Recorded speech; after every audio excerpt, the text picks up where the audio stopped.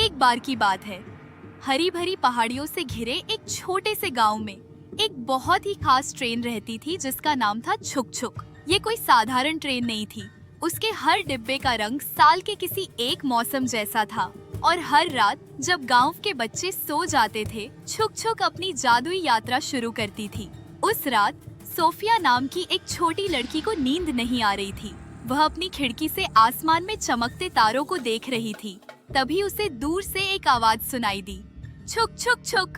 Sophia ने हैरान होकर अपनी आंखें मली। ठीक उसकी खिड़की के सामने हवा में धीरे धीरे तैरते हुए एक छोटी और रंग बिरंगी ट्रेन आ पहुंची, जिसके डिब्बे कीमती पत्थरों की तरह चमक रहे थे।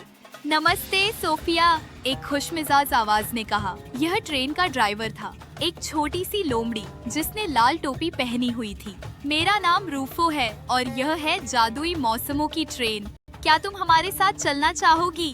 सोफिया खुशी से मुस्कुराई और बिना कुछ सोचे समझे खिड़की से कूदकर पहले डिब्बे में चली गई, जो बर्फ की तरह सफेद और ठंडा था।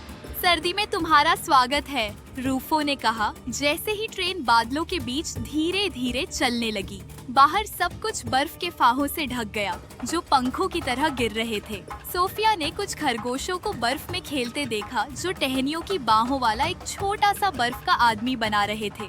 हवा में गरम चॉकलेट की खुशबू थी और डिब्बे में नरम गरम कंबल रखे थे। सर्दी आराम करने और अपने आप को गरम रखने का समय है, रूफो ने कहा।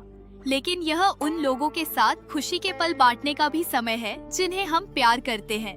ट्रेन अपने रास्ते पर आगे बढ़ी और धीरे धीरे बर्फ पिघल गई और उसकी जगह हर रंग के फूलों से भरा एक मैदान आ गया। दूसरा डिब्बा, जो गुलाबी और हरे रंग का था, ताजे फूलों की मीठी खुशबू से भर गया।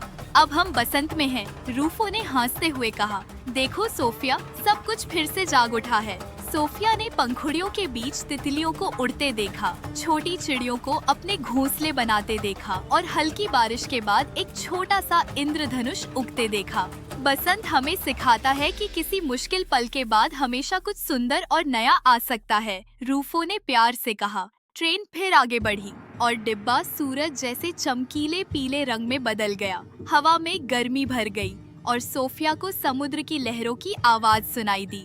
गर्मी का मौसम, रूफो खुशी से चिल्लाया। खेलने, हंसने और धूप में मजे करने का समय। सोफिया ने बच्चों को एक सुनहरे समुद्र तट पर रेत के महल बनाते देखा, डॉल्फिनों को लहरों के बीच छलांग लगाते देखा और आसमान को शाम के समय नारंगी रंग में रंगा हुआ देखा।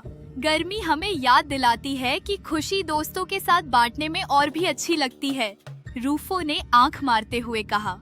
आखिर में ट्रेन पतझड़ के सुनहरे और नारंगी डिब्बे में पहुंची। पेड़ों के पत्ते धीरे धीरे गर्म रंगों की बारिश की तरह गिर रहे थे और हवा में दालचीनी और सेब की खुशबू थी। पतझड़ हर उस चीज के लिए धन्यवाद कहने का समय है जो हमने अनुभव की, रूफो ने कहा, जब सोफिया ने हवा में उड़ता एक सुनहरा पत्ता पकड़ा, इससे पहले कि सर्दी का आराम फिर से आए। सोफिया को एहसास हुआ कि उन्होंने एक ही जादुई यात्रा में साल के चारों मौसम पूरे कर लिए थे। उसे हर उस चीज के लिए कृतज्ञता महसूस हुई जो उसने देखी थी। सर्दी की शांति, बसंत की उम्मीद, गर्मी की खुशी और पतझड़ का शुक्रगुजार भाव। रूफो, सोफिया ने जम्हाई लेते हुए कहा, यह मेरे जीवन की सबसे सुंदर यात्रा रही। और अब छोटी दोस्त, रूफो ने मुस्कुराते हुए जवाब दिया, तुम्हारे आराम करने का समय हो गया है। जादुई ट्रेन हमेशा तब लौटती है जब बच्चों को सपने देखने की जरूरत होती है। ट्रेन उसे धीरे से वापस उसकी खिड़की तक ले गई। सोफिया अपने बिस्तर में सिमट गई, गरम और खुश, जबकि बाहर तारे चमकते रहे। शुक्रिया रूफो, उसने अपनी आंखें बंद करते हुए धीरे से फुसफुसाया। शुभ रात्रि। और इस तरह चेहरे पर मुस्कान लिए सोफिया गहरी नींद में सो गई, बर्फ, फूलों, धूप और सुनहरे पत्तों के सपने देखते हुए, उस दिन का इंतजार करते हुए जब जादुई ट्रेन उसे फिर से लेने आएगी। समाप्त।